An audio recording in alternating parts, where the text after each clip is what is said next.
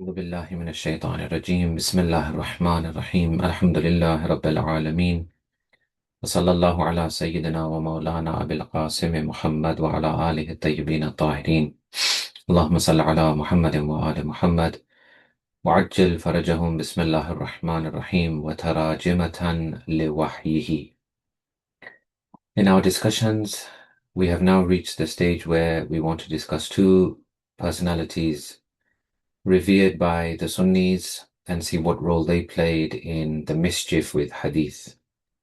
The first one is Muawiyah.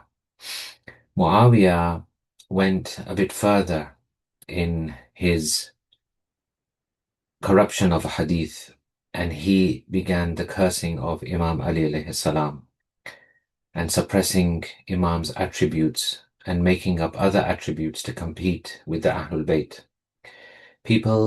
It reached an extent where people began to fear to even speak the attributes of Imam Ali and even his name.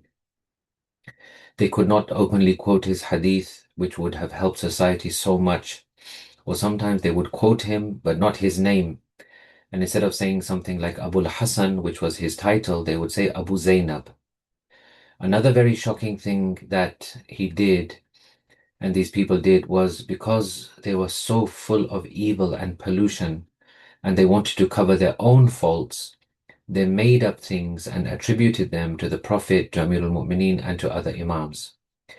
This is extremely difficult for me to narrate, but in order to recognize the enemy and the stratagems of the enemy, I'm afraid we must look at some of them with a very heavy heart and with apologies to Imam Zaman. And it should not alarm anyone that, in fact, some of these have even crept into our books, although they have been fully explained and rejected by our scholars. Some examples of these are as follows. That the commander of the faithful, God forbid, recited the afternoon prayer without ablution and led the congregation. When he returned home, he remembered and he sent someone who was his announcer to announce to the people that the commander of the faithful has prayed without wudu, so everyone please repeat your prayers.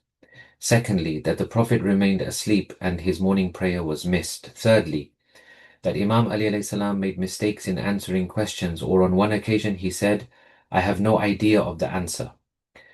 Fourthly, God forbid that there was some disagreement between the commander of the faithful and Lady Fatima salamullahi alayha, and the Prophet had to go and make peace between them, that she had somehow taken him out of the house, that the Prophet came and saw him outside on the floor and then made them make up again. This is one of those where perhaps we can say, this is one of those where maybe on first look, someone may say, well, so what? What's the issue? People in marriage, they have disagreements all the time, and it's good to make peace between them. But no, this is actually tawheen. It's a disgrace. It's an offense upon them. This is definitely 100% made up, a forgery to make up for the shortcomings of other people. Because two rays of divine light can never have disagreements or never be upset with one another. This is totally and utterly unacceptable. So what were they trying to cover up? Well, we have other reports that on one occasion the Prophet and Aisha had a disagreement, and Abu Bakr, who was her father, had to come and make peace between them. And Aisha was rude to the Prophet. She said, you go first and speak first, but make sure you say nothing but the truth. And this was so offensive, and Abu Bakr, in fact, was so enraged by this that he hit her in the face with such a blow that it drew blood from her mouth. At this moment, she took refuge behind the Prophet, and the Prophet said, "O Abu Bakr, we did not call you for this."